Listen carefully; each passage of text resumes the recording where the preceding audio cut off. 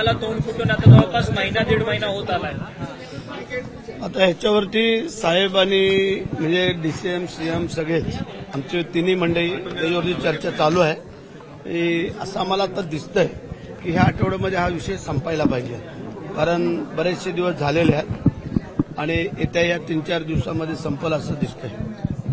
सुनील तटकरे जे आहेत ते सुनील तटकरे जे आहेत ते एका क्रिकेटच्या स्पर्धेत गेलेले होते सामन्यामध्ये. त्याच्यानंतर त्यांनी एक वक्तव्य, त्यांचं एक सूचक असं वक्तव्य आहे की अंपायरने जर एक निर्णय दिला तर त्याच्यावरती गोंधळ केला तर थर्ड अंपायर मात्र त्याच पद्धतीचा निर्णय देतो. म्हणजे स्लो मोशन बघितलं तर खरं कळतं आणि कॅप्टन कूल असलं तर सर्व व्यवस्थित होतं. असं काही नाही. एखादा निर्णय चुकीचा झाला त्याला रिव्ह्यू मागितला जातो आणि त्याच्यावरती सगळेजण थांबून त्याच्यावरती ते सगळी व्यवस्थित पाहणी केली जाते. एखादा जर त्याच्यामध्ये आपण नेहमी पाहतोय क्रिकेट खेळत असताना पंच अंपायर हे काही देव नसतात, त्यांनी निर्णय दिलेला असतो, परंतु थर्ड अंपायर असतो, त्याचा रिव्ह्यू घेतला जातो आणि योग्य निर्णय दिला जातो. तसं त्या प्रकारे आम्हाला असं वाटतंय योग्य निर्णय होईल, काळजी करायचं कारण नाहीये. हाय हे बघा, प्रश्न असा आहे, प्रत्येकजण आपापल्या परीने सांगणार, बोलणार, सगळं होणार. आज आम्हाला खात्री आहे की सीएम साहेब असतील, डीसीएम असतील, हे योग्य निर्णय घेतील आणि रायगड जिल्ह्याला न्याय दिला जाईल असं आम्हाला वाटतं. ऑपरेशन टायगरची धास्ती ठाकरे गटाने घेतलेली आहे, त्यामुळे एकावर एक बैठका त्यांच्या लोकप्रतिनिधींची त्यांनी आयोजित केली. या अशा मिटिंगा जर त्यांनी अगोदरच घेतल्या असत्या तर ही वेळ आली नसती, परंतु ही वेळ आणून देण्याचं काम एकनाथ शिंदे साहेबांनी केलेलं आहे. कारण शिंदे साहेब हे सामान्य माणसाचे नेते आहेत आणि ते काम करत आहेत आणि काम करतायत, लोकांना विश्वास वाटतोय, म्हणूनच लोक आज त्यांच्याकडे आकर्षले केले जात आहेत आणि अनेक लोक आज लाईनीत आहेत. येत्या एक आठवड्याभरामध्येच कोकणामध्ये परत आणखीन बरेच मोठ्या प्रमाणात आमच्याकडे लोक येऊ घातलेले आहेत. साहेबांचा वेळ मिळेना, परंतु साहेबांचा जरी वेळ नाही मिळाला तरी आम्ही उदय सामंत असतील, मी असेल आणि आमचे काही आमदार असतील त्यांना बरोबर घेऊन आम्ही जे येणाऱ्या लोकांचा पक्षप्रवेश करणार आणि संघटनेची चांगलं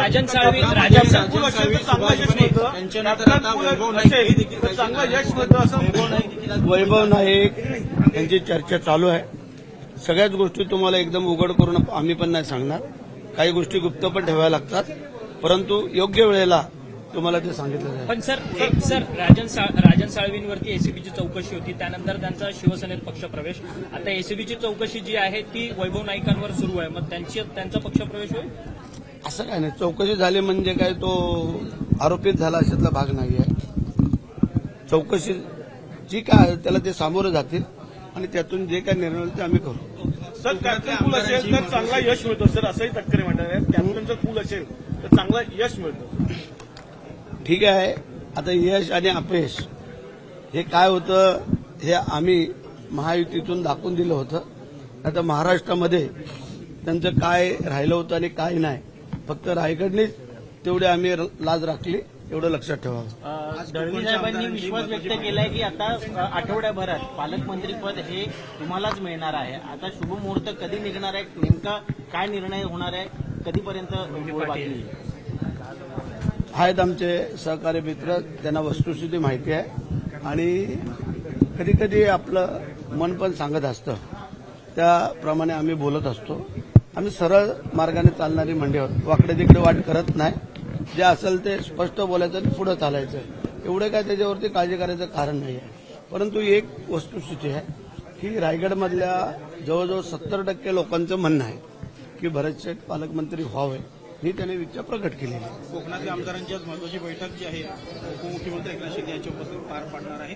कोकणातले अनेक विकास प्रकल्प मार्गी लावायचे, विशेषतः कोस्टल रोड असेल, मुंबई गोवा हायवे असेल, जो रायगडमध्ये विशेषतः खूप मोठ्या प्रमाणात रखडलेला आहे, इतरही विकास प्रकल्प मतदारसंघात ते मार्गी लावण्यासाठी बैठक आहे.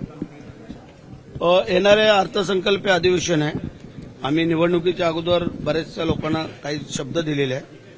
त्याच्यामध्ये जी काही कामं ठराविक महत्वाची आहेत ती अर्थसंकल्पामध्ये यावी, या बजेटमध्ये. आणखीन काय कोणाच्या अडीअडचणी आहेत त्यासाठी खरं म्हणजे आजची मीटिंग आहे आणि त्यासाठी आम्ही सगळे आलेलो आहोत. मुंबई गोवा हायवे रायगडमध्ये अपूर्ण आहे. आलं त्याच्यामध्ये तो विषय येईल आणि तो आम्ही मार्गी लावतो. तसं काम बऱ्यापैकी चालू आहे. फक्त इंदापूर बायपास आणि माणगाव बायपास याचा आता टेंडर निघतंय आणि तेही एका महिन्यामध्ये काम सुरू होईल अशा प्रकारचं आम्ही आजच सकाळी सीईना विचारलं आणि आज साहेबांच्याही कानावर घालतो, कारण साहेबांनीच येऊन गणपतीमध्ये पाहणी केली होती आणि त्याला आता गती मिळालेली आहे. बाकी रस्त्याचं काम, पुलाचं काम, ओव्हरब्रिज सगळं चालू आहे आणि ह्या पावसाच्या आत जास्तीत जास्त सुरळीत कसं होईल हे आम्ही पाहतोय. एबीपी माझा, उघडा डोळे बघा नीट.